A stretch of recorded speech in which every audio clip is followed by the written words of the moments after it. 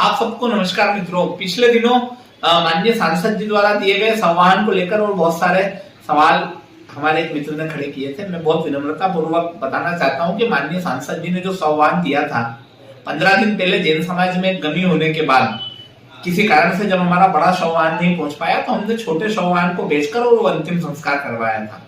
और चूंकि अभी शहर में पिछले कई दिनों से ऐसी परिस्थितियां नहीं बनी है जब एक ही समय पे 2 संवाहनों की आवश्यकता हो, इसलिए हमारा एक ही संवाहन पर्याप्त है। जहां जहां गमी हुई है वो समय पे पहुंचा और उसने अंतिम संस्कार की क्रिया को करवाया है। इसलिए जब दूसरे की आवश्यकता नहीं थी तो हमने दूसरा संवाहन का उपयोग नहीं किया। लेकिन जब जब हमको ऐसा लगेगा कि एक समय पे कहीं 2 जगह एक साथ अंतिम संस्कार है तब हम दोनों वाहनों का उपयोग भी करने वाले हैं।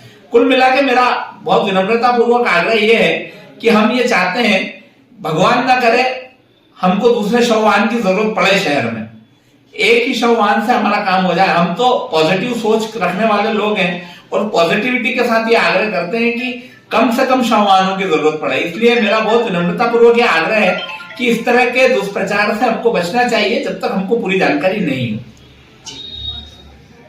बिल्कुल, हम सकारात्मक वाले लोग हैं, जैसा कि अभी हमारे सभापति जी ने कहा। बिल्कुल उन्हें देखना चाहिए। हम तो चाहते कि हमारे संवाहन का उपयोग ही नहीं हो, लेकिन संवाहन पर भी इस प्रकार की जिन लोगों को नकारात्मक देखना, उनका कोई इलाज नहीं हो सकता। दूसरा उनका प्रश्न था कि 7/10/2022 को आज के 3 साल पहले नगर पालिका भवन को तोड़ने के संबंध में आपने विचार कर लिया, वो तोड़ा क्यों नहीं? तो मैं उन बंधु बताना चाहता हूँ कि 7/10/2022 को जो प्रस्ताव लाया गया था, आप उस प्रस्ताव को ध्यान से पढ़िए। उसमें क्या लिखा हुआ है? उसमें लिखा हुआ कि नगर पालिका को भवन के तोड़ने के संबंध में विचार एवं निर्णय, और आप सभी ने ये निर्णय किया था कि नगर पालिका भवन को तोड़ने से पहले एक आर्किटेक्ट नियुक्त किया जाए, उसके बाद उस नगर पालिका भवन का नक्शा बनाया जाए, उसके बाद उसकी टीएनसी अनुमति ली जाए, और जब टीएनसी अनुमति होने के बाद वो नक्शा हम सब परिषद में देख लें और नक्शा पास हो जाए, उसके बाद नगर पालिका भवन को नवीन भवन तोड़ने के संबंध में विचार लिया जाए। तो मेरा उन बंधुओं से आग्रह है, कृपया प्रस्ताव को ढंग से पढ़े। हमने वो जो 7/10/2022 को प्रस्ताव पास किया था उसके संदर्भ में हमने आर्किटेक्ट नियुक्त कर दिया, उन्होंने पूरी जमीन का सीमांकन कर लिया, सीमांकन के बाद नक्शा बन गया, नक्शा हमने परिषद में सबके सामने दिखा गया, सारे परिषद ने उसकी स्वीकृति दे दी, फिर हमने टीएनसी अनुमति ले ली। उसके बाद अनुमति लेने के बाद आज हम इस स्थिति में आए कि अब नगर पालिका भवन को तोड़ने के लिए नया विचार किया जाए। इसलिए हम जो नया प्रस्ताव लेके आए हैं उस प्रस्ताव को आप ढंग से पढ़िए। उस प्रस्ताव में लिखा गया है नगर पालिका नवीन भवन निर्माण के संबंध में विचार, पहले तोड़ने के संबंध में विचार था। अब आप चूंकि आपके मन में नकारात्मक भरी है, आप वो शब्द पूछोगे कि जब तोड़ने विचार कर लिया तोड़ा क्यों नहीं?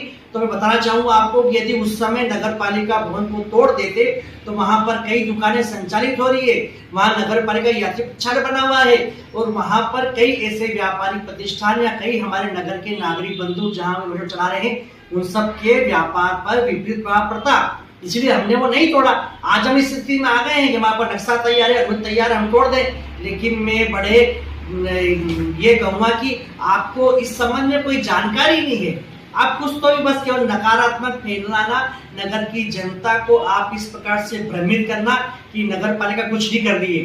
नगर पालिका बहुत अच्छा काम कर रही है, बस आपको अपनी पॉजिटिविटी, नकारात्मक को छोड़ के सकारात्मक शब्द यदि आपके मन में दिमाग विचार आएगा तो आपको सब चीज अच्छा लगेगा। नगर पालिका बहुत अच्छा कार्य कर रही है, आप जनता को बताइए।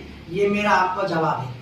मैंने कल मीडिया के माध्यम से देखा कि कुछ हमारे भाइयों ने आरोप लगा रहे थे कि नया बस स्टैंड चालू नहीं हुआ है। उन्हीं के सामने देखने में मीडिया को दिखा रहे थे, उसी टाइम एक बस आई हुई है और बस वहाँ रुकी हुई है और ये कह रहे हैं कि नया बस स्टैंड चालू नहीं हुआ है।